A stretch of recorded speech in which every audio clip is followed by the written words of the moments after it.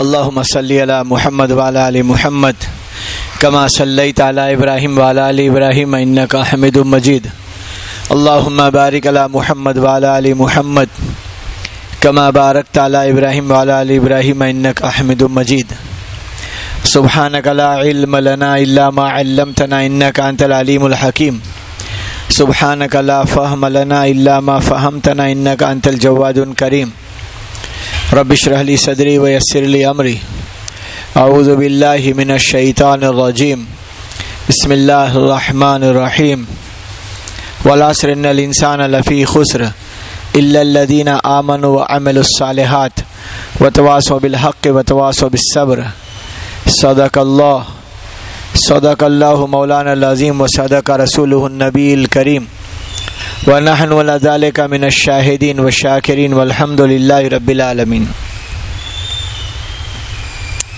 محترم عزیز و بزرگوں، اللہ تعالیٰ نے قرآن پاک کی سورہ توبہ کی آیت نمبر 36 میں فرمایا ہے، جس کا مفہوم ہے سال کے 12 مہینے ہوں گے اور 4 مہینے قابل احترام ہوں گے۔ 12 مہینوں میں 9واں مہینہ رمضان کا ہے، تو رمضان کے مہینے کے اندر اللہ تعالیٰ نے اپنے بندوں پر اپنی محبت کے امتحان کا ایک سبق دیا کہ میرے بندے مجھ سے محبت کرتے ہیں یا نہیں کرتے ہیں۔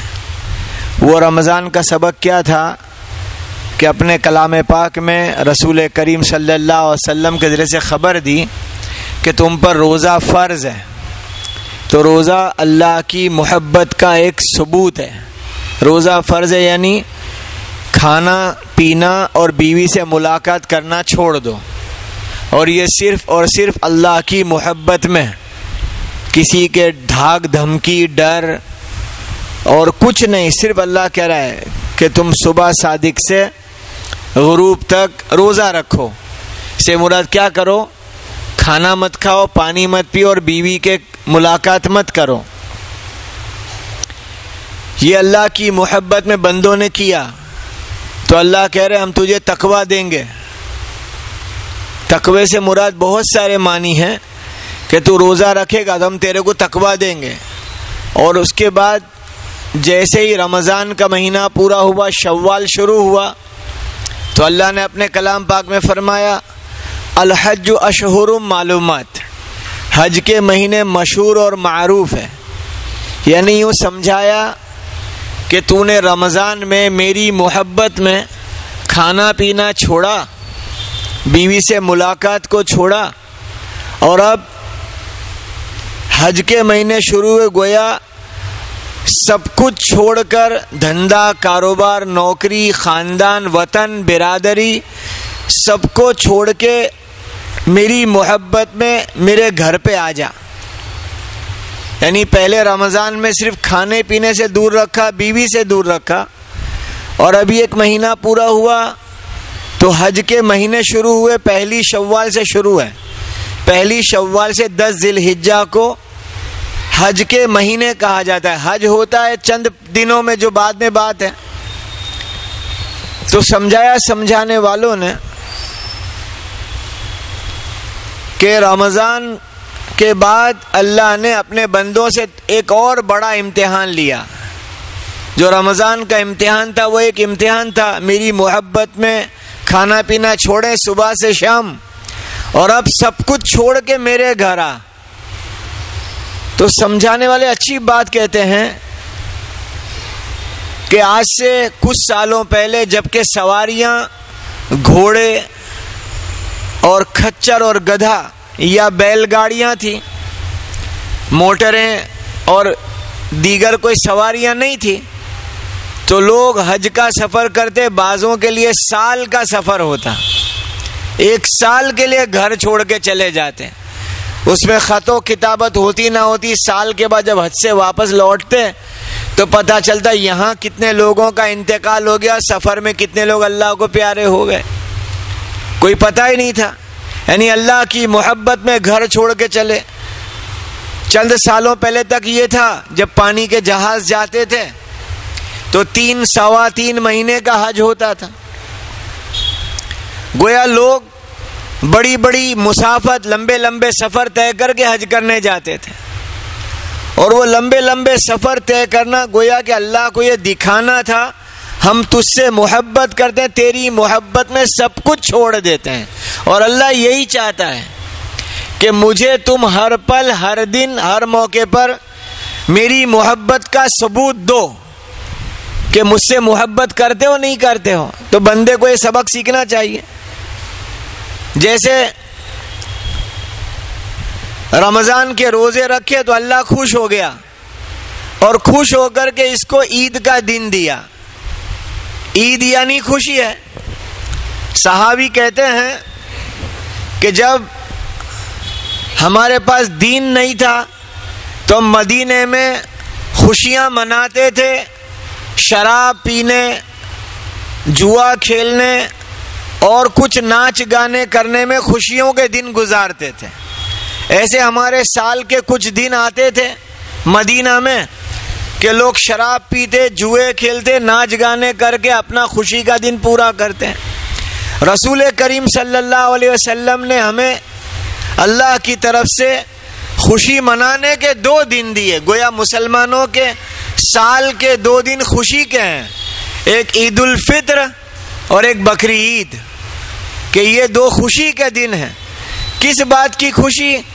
کہ رمضان میں اس نے کھانے پینے کو چھوڑا اللہ کی محبت میں، اللہ نے کہا تیرے لیے خوشی ہے۔ لیکن کتنی پیاری بات سمجھائی کہ خوشی میں سب کو شریک کرو۔ فضائل کی کتاب میں لکھا ہے عید کی نماز میں آنے سے پہلے فطرہ ادا کرو، فطرہ دے کے آؤ تاکہ جو غریب، مسکین، محتاج ہے وہ بھی خوشی میں تیرے ساتھ شریک ہوں، وہ بھی کسی درجے میں کھانے پینے کا سامان لے آویں جن کے پاس پیسے نہیں۔ یعنی کتنا مذہب پیارا ہے، خوشی منائی جا رہی ہے اور جو محروم ہے ان کو بھی خوشی میں شریک کرنے کا طریقہ دیا جا رہا ہے۔ ایسے ہی گھر چھوڑ کے جانا، تو یہ کون سی محبت ہے؟ اللہ کو اپنے مال کی محبت کی قربانی دکھا رہے ہیں، خاندانوں کی محبت کی قربانی۔ اس لیے بقری عید کے جانور کو ذبح کرنا، یوں دکھنے میں تو جانور ہے لیکن وہاں کھانے پینے کو چھوڑا اللہ کی محبت میں رمضان میں، یہاں مال کی محبت کو چھوڑ دے اللہ کی محبت میں۔ جس کو جانور کی شکل میں ذبح کیا جا رہا ہے، یہ چھری جانور پہ چلتی ہوئی دکھتی ہے لیکن اصل تو یہ مال کی محبت پہ چلتی ہے۔ اللہ کرے بات سبھی کی سمجھ میں آ جائے۔ اللہ تعالیٰ نے قرآن پاک میں ارشاد فرمایا والفجر ولیال عشر۔ علماء مفسرین نے لکھا ہے اللہ نے قسم کھائی۔ سمجھ میں آ رہی بات؟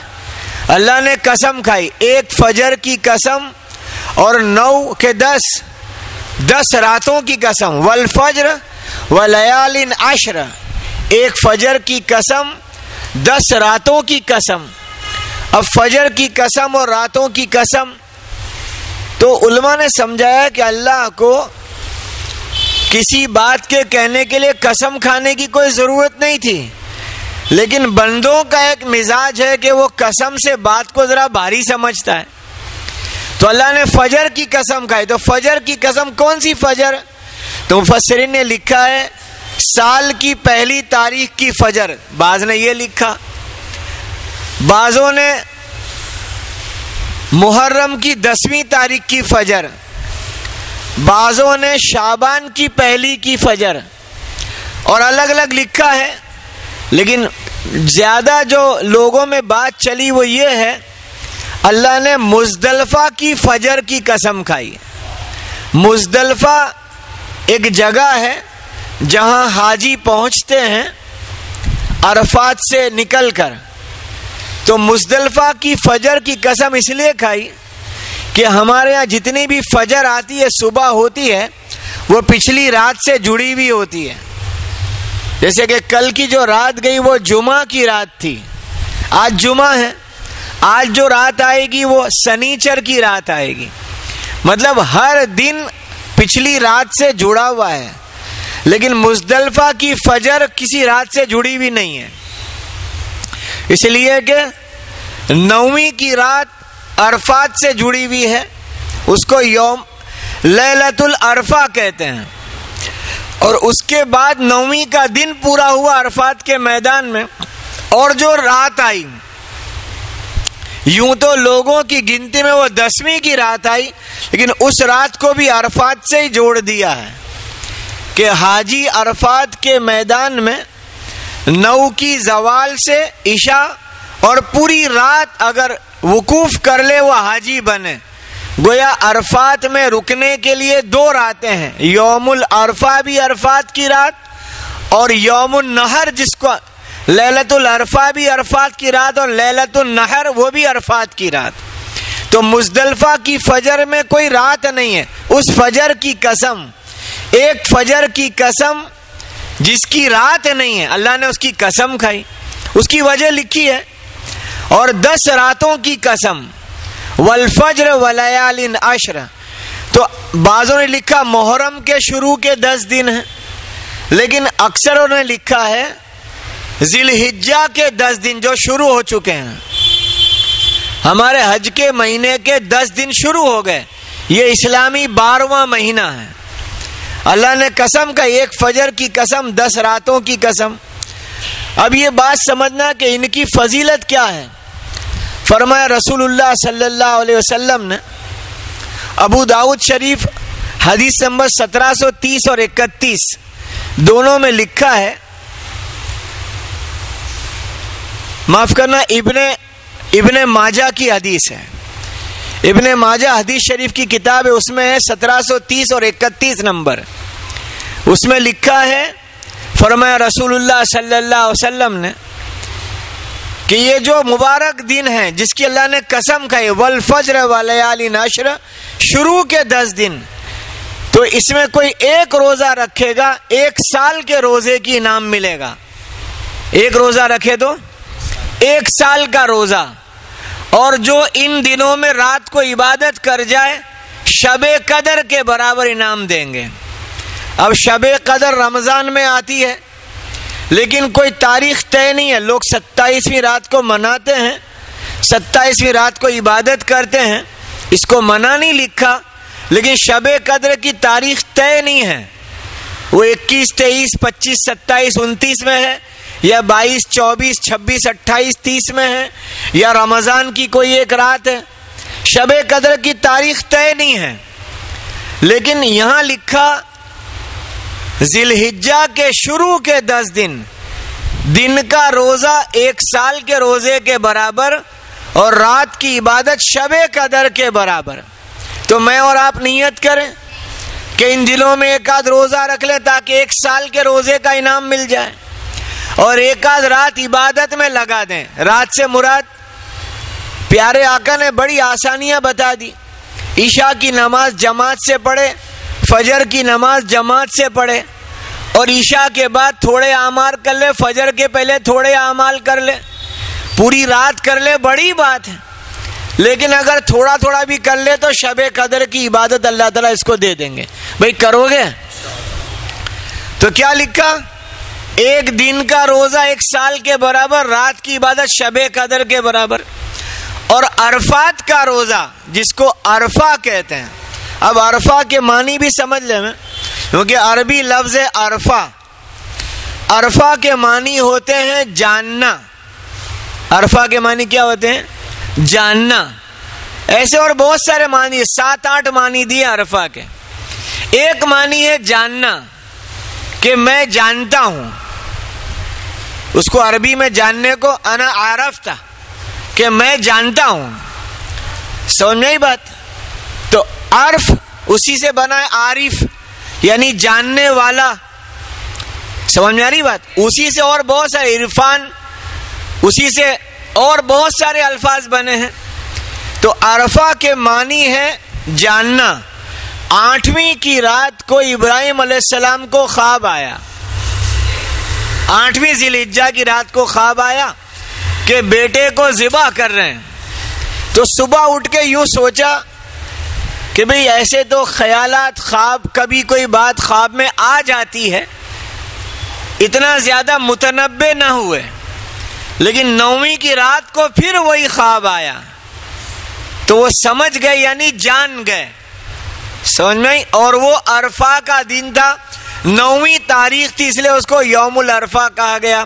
یعنی وہ جان گئے کہ اب یہ کرنا ہے. اور ایک روایت میں لکھا ہے کہ 9ویں تاریخ کو جبرائیل علیہ السلام نے آ کر ابراہیم علیہ السلام کو حج کے مناسک سمجھائے، حج کرنے کا طریقہ سمجھایا. اور ایک بات یہ لکھی ہے، اس کو عرفہ اس لیے کہتے ہیں کہ 9 تاریخ کو حجاج کرام عرفات میں جمع ہو جاتے ہیں. اب ایک بات سمجھنے کی ہے، اس کا وضاحت بہت اچھی کی علماء نے، کہ بھئی عرفات کے دن کا روزہ یعنی 9ویں تاریخ کا روزہ اگر کوئی رکھے گا تو 1 سال کے پچھلے اور 1 سال کے اگلے گناہ معاف. سن رہے ہو دھیان سے؟ 1 سال جو چلا گیا اور 1 سال جو، اب اس کا معنی کچھ لوگوں نے کیا نکالا کہ جو عرفات کا روزہ رکھے گا 1 سال تک مرے گا ہی نہیں سمجھے بات. معنی یہ نہیں ہے. وہ کیا سمجھتے 1 سال کے اگلے گناہ معاف ہو گئے یعنی اب میرے کیا زندہ ہی رہنے کا ہے، ایسا معنی نہیں ہے. یہ فضیلت ہے کہ جو عرفات کا روزہ رکھے گا 1 سال کے پچھلے گناہ معاف اور 1 سال کے اگلے گناہ معاف. لیکن جو لوگ عرفات میں پہنچتے ہیں ان کو روزہ رکھنے کے لیے روکا گیا.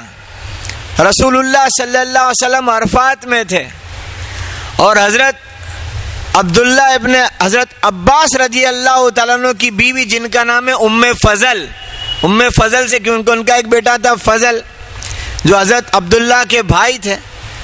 تو ام فضل نے عرفات کے میدان میں یہ جاننا چاہا کہ نبی نے روزہ رکھا ہے کہ نہیں رکھا، کیونکہ فضیلت کیا ہے کہ 1 سال کے پچھلے گناہ معاف 1 سال کے اگلے گناہ معاف.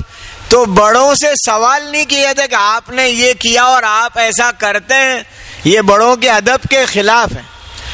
تو ام فضل جو حضرت عباس رضی اللہ عنہ کی بیوی تھی کہ آج عرفے کا دن ہے، نبی نے روزہ رکھا کہ نہ رکھا، تو یہ جاننے کے لیے دودھ بھیجا کہ اگر آپ دودھ کا انکار کریں گے نہیں، روزہ ہوگا تو انکار کر دیں گے.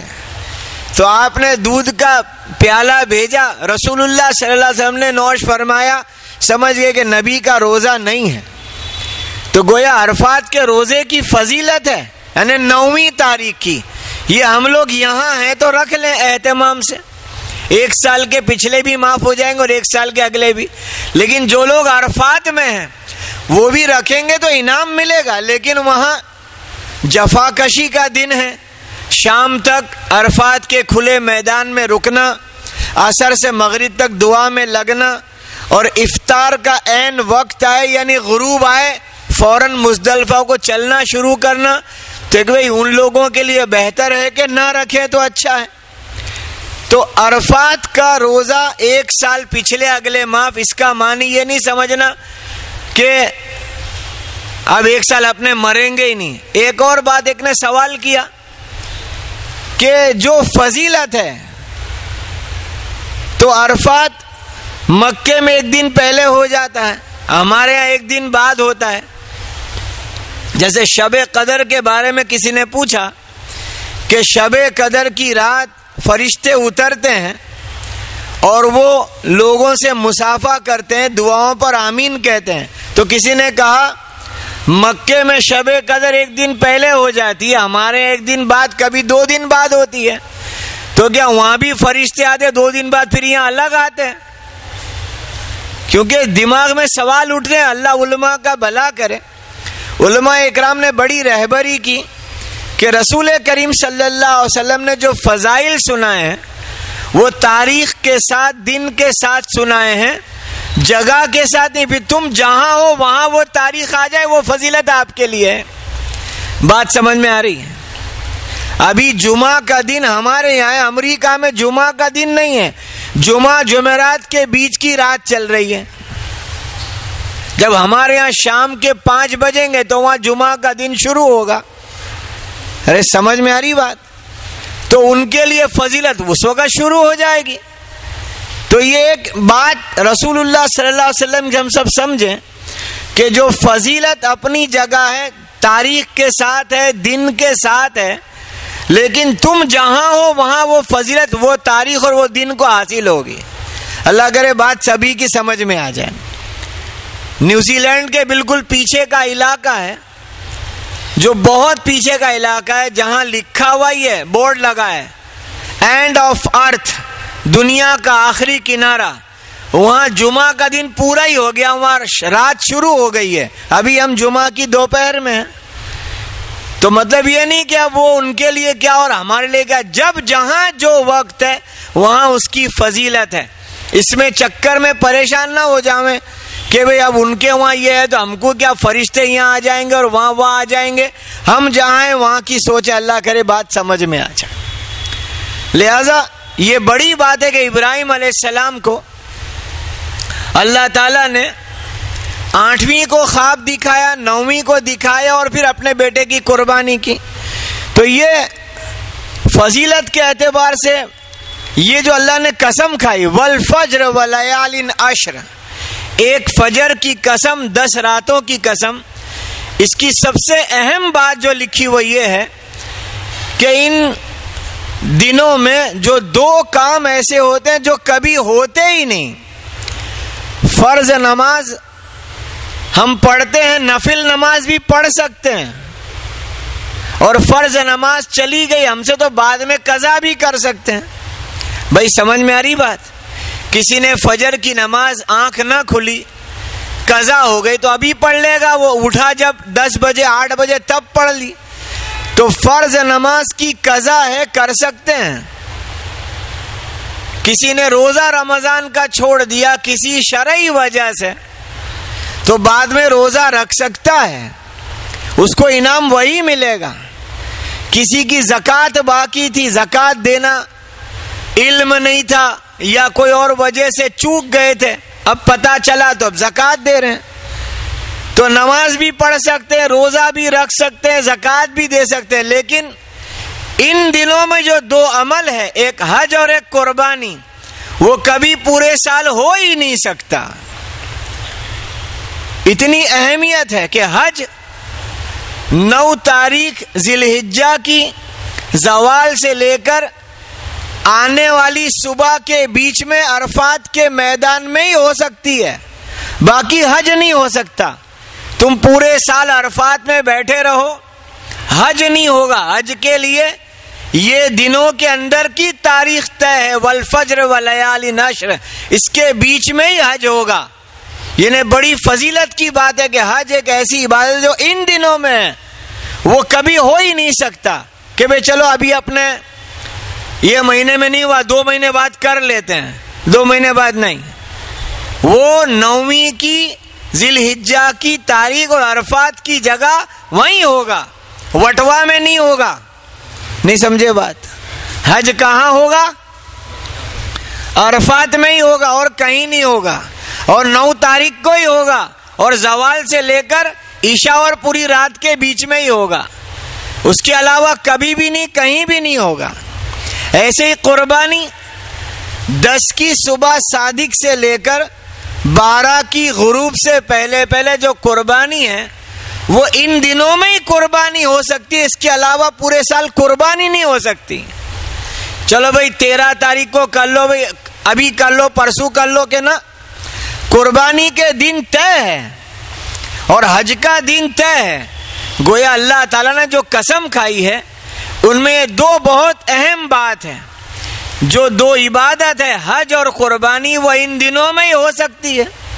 اب ہمارے ہاں ایک بات کچھ وقت سے واٹس ایپ پہ میسج چلتا ہے، جیسے ذی الحجہ کا چاند ہوتا ہے یا ہونے لگتا ہے تو وہ واٹس ایپ پہ میسج چلاتے ہیں، اب ناخن کاٹنا اور پورے بدن کے بال کاٹنا منع۔ ہاں یا نہ؟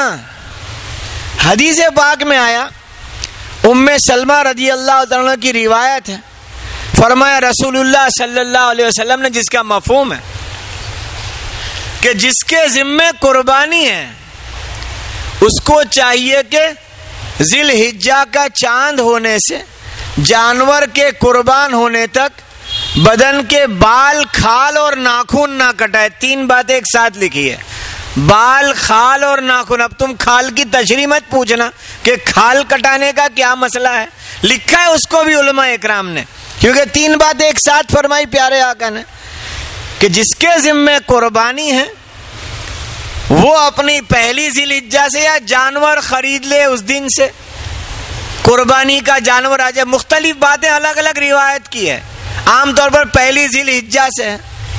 تو کیا لکھا ہے؟ پہلی ذی الحجہ سے جس کے ذمے قربانی ہے وہ بال، کھال اور ناخن نہ کٹائے. لیکن علماء کہتے ہیں یہ عمل مستحب ہے. کیا ہے؟ ارے بولو نا. مستحب یعنی فرض، واجب نہیں ہے. لیکن لوگ کیا سمجھ رہے ہیں؟ مولانا کو فون کر کے پوچھتے مولانا چاند ہو گیا ناخن کٹاؤں؟ 5 ٹائم کی فرض نماز نہیں پڑھ رہا ہے. نہیں سمجھے بات؟ فرض نماز چھوڑ رہا ہے. اور تو نے کیوں داڑھی بڑھا لی تھوڑی تیری؟ وہ بال کٹانے کا منع لکھا ہے نا. کیوں تیرے ناخن اتنے وہ کاٹنے کے رہ گئے، اب میں قربانی کے بعد ہی کاٹوں گا. ایک مستحب عمل ہے، اس کا اتنا اہتمام. بیوی بغیر برقعے کے پھر رہی ہے، سمجھ میں آ رہی بات؟ اور حرام کی کمائیاں، کھانا پینا چالو ہے، موبائل پہ گندا دیکھنا چالو ہے، وہ کوئی چیز چھوڑنی نہیں ہے، نماز پڑھنی نہیں. سمجھ میں آ رہی بات؟ خالی کیا نہیں کرنے کا؟ بال نہیں کٹانے کے. اور عورتیں بھی مسئلے پوچھتی ہیں کہ اب چاند ہو گیا تو اب ناخن نہیں کٹانے کے ہیں نا.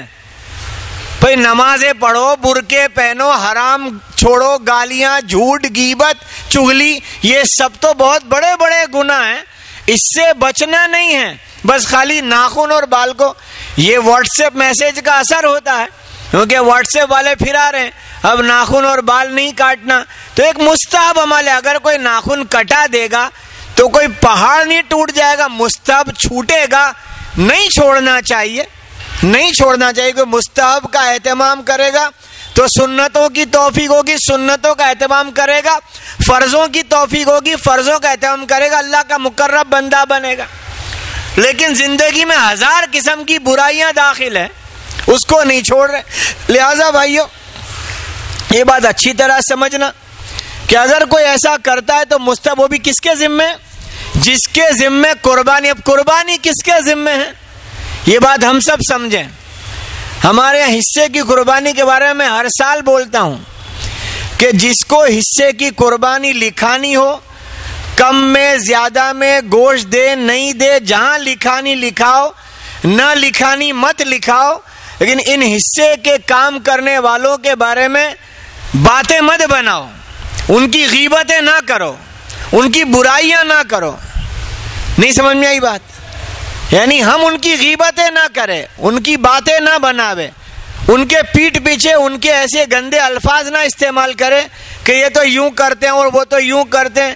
بھئی ہمیں لکھانا ہے لکھا دو، نہیں لکھانا ہے چھوڑ دو، خود جانور لا کے ذبح کرو. لیکن قربانی سے مراد جو مالدار ہے، جس نے زکوٰۃ دی ہے اور ابھی حج کے دنوں میں 10 کی صبح سے 12 کی مغرب سے پہلے تک اگر اس پر مالداری آ گئی، دھیان سے سننا، 10 کی صبح سے 12 کی مغرب سے پہلے تک مالداری آ گئی. مالداری سے مراد وہ زکوٰۃ کے مسائل الگ ہیں، قربانی میں بہت اہم بات سمجھنے کی ہے.